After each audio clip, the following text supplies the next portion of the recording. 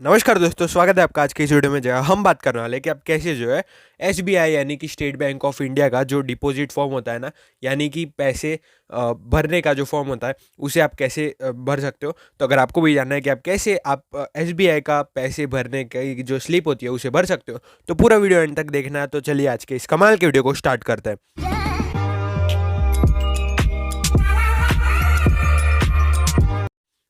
So guys देखो, अगर आपको भी एसबीआई के बैंक में जो है पैसे भरने हैं ना, तो आपको कुछ इस तरीके की जो स्लिप होगी ना उसे सबसे पहले तो भरना होगा। एंड हाँ, अगर आपके पास एटीएम कार्ड है तो फिर आपको कुछ ज़रूरत नहीं है, लेकिन कुछ ज़्यादा अमाउंट में आपको पैसे भरने हैं तो फिर आपको ये स्लिप भरनी पड़ती है। तो अगर आपको भी एसबीआई की जो डिपॉजिट की स्लिप है ना उसे भरना है, तो आपको सबसे पहले तो ये जो है ना पेन से ही भरनी है। अभी मैं फ़िलहाल के लिए पेंसिल से भर रहा हूँ, क्योंकि मेरे पास जो है अभी मुझे ये स्लिप चाहिए।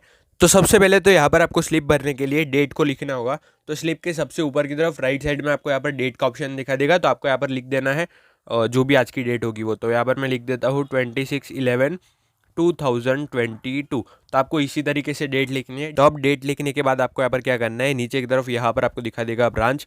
तो आपको क्या करना है कि आपकी जो भी बैंक अकाउंट की ब्रांच होगी उसे आपको यहाँ पर लिखना है। और अगर आपको पता नहीं है कि आपकी ब्रांच का नेम क्या है, तो आपको आपके जो पासबुक होगी ना उसमें भी लिखा होगा। तो यहाँ पर आपकी जो ब्रांच होगी आपको उस ब्रांच का नेम लिख देना है। अब जैसे आप ब्रांच का नेम लिख दोगे तो यहाँ पर आपको नीचे की तरफ और एक ऑप्शन दिखा देगा जो कि होगा ये वाला। यहाँ पर आपको क्या करना है कि आपके जो बैंक अकाउंट का नंबर है ना, अकाउंट नंबर, आपको यहाँ पर अकाउंट नंबर को लिख देना है। और इतने ही डिजिट का आपका अकाउंट नंबर होगा, तो यहाँ पर आपको अकाउंट नंबर लिख देना है। मैं लिख देता हूँ।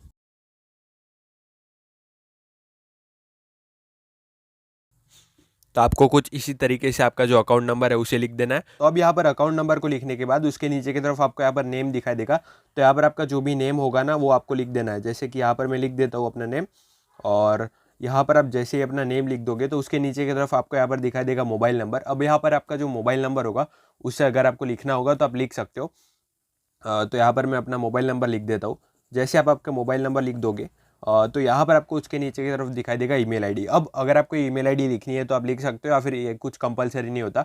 उसके नीचे सबसे मेन है कि रुपीज़ इन वर्ड्स। तो आपको क्या करना है, जितने भी पैसे आपको डिपॉजिट करने हैं आपके बैंक अकाउंट में, आपको उसे लिख देना है और उसे वर्ड्स में लिखना है। अब इसे आप हिंदी में भी भर सकते हो और आपका जो इंग्लिश है इंग्लिश में भी भर सकते हो। तो यहाँ पर आपको क्या करना है, सपोज अगर मुझे यहाँ पर 3,000 रुपये भरने हैं तो हमें क्या लिखना होगा, 3,000 रुपीज़ ओनली, कुछ इस तरीके से आपको लिखना होगा।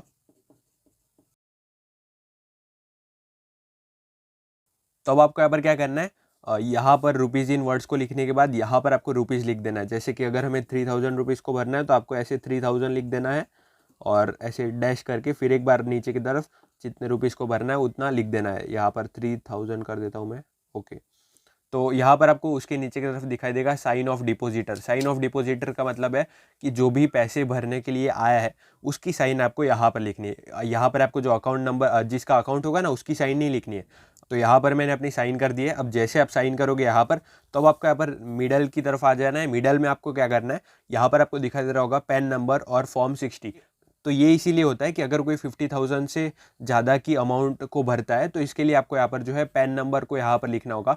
आपका जो पैन कार्ड का नंबर होगा उसे आपको यहाँ पर लिखना है। और अगर आपके पास पैन कार्ड नहीं है तो यहाँ पर आपको फॉर्म 60 को भरना होगा और फॉर्म 60 को भरने के बाद ऐसे टिक कर देना अगर आपने फॉर्म 60 को भरा है तो। अब नीचे की तरफ आपको दिखाई देगा कैश डिपॉजिट और ये कुछ इस तरीके से का ऑप्शन हमें दिखाई दे रहा है।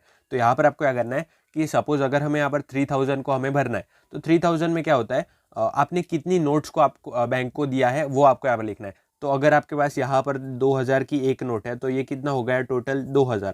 तो यहाँ पर आपको 2,000 लिख देना है।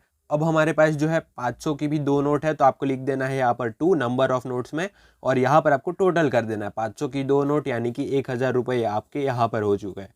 अब हमारे 3,000 टोटल हो चुके हैं तो आपको नीचे टोटल में लिख देना है 3,000 और ऐसे करके कुछ इस तरीके से कर देना है।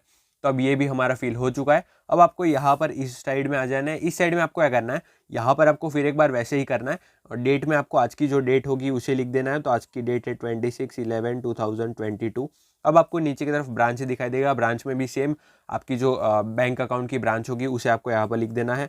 जैसे आप ब्रांच को लिख दोगे तो उसके नीचे की तरफ यहाँ पर आपको दिखाई देगा आपका जो बैंक अकाउंट नंबर है वो। तो आपको यहाँ पर आपका जो बैंक अकाउंट नंबर है उसे लिख देना है।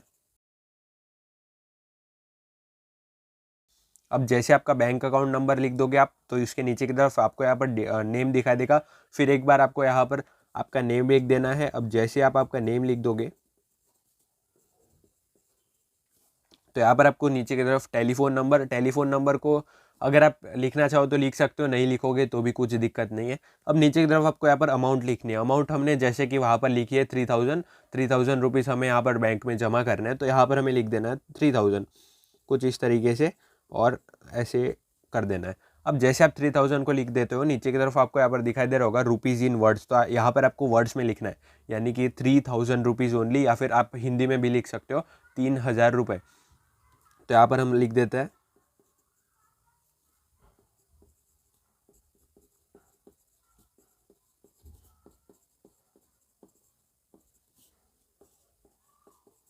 अब जैसे आप इसे वर्ड्स में लिखोगे उसके नीचे की तरफ फिर एक बार आपको यहाँ पर दिखा देगा। देखो अब यहाँ पर अगर आपने चेक को भरा है ना, अगर आप चेक से आपके पैसे दे रहे हो तो आपको यहाँ पर चेक का जो नंबर होगा वो इसे यहाँ पर लिखना है।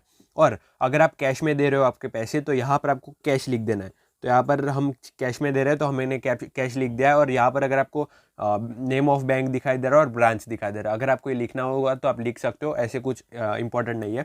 अब यहाँ पर आपको क्या करना है कि हमें 3000 रुपीज़ भरना है, तो यहाँ पर आपको 3000 लिख देना है कुछ इस तरीके से, और डैश करके फिर एक बार यहाँ पर 3000 लिख देना है। और मैं आपको बोलना भूल गया था कि आपको यहाँ पर भी ऐसे ही करना है। अगर आपने चेक में आपके पैसे को दिया है तो यहाँ पर आपको चेक नंबर को लिखना है, और अगर आप कैश में देते हो तो यहाँ पर आपको कैश लिख देना है। अब यहाँ पर सब कुछ हमारी डिटेल्स हमने भर चुकी है, और अब आपको कुछ भी करने की ज़रूरत नहीं, यहाँ पर जो है ऑफिसर का काम है ये सब कुछ। तो अब क्या है कि अब जैसे ही ये सब कुछ आप भर देते हो तो आपको बैंक का जो कैशियर होगा उसे दे देना है। जैसे आप इसे दोगे तो यहाँ पर आपको जो है ना एक स्टैंप लगा के मिल जाएगा। तो आपको ये जो इतना पार्ट है ना ये आपको मिल जाएगा, और अब आपको यहाँ पर ये जो है एक प्रूफ के तरीके से यूज़ हो सकता है कि आपने इतने पैसे भर दिए। अगर आपको ये वीडियो इन्फॉर्मेटिव लगा हो तो वीडियो को लाइक कर देना, चैनल को सब्सक्राइब कर देना। वीडियो देखने के लिए आपका धन्यवाद। Thank you so much.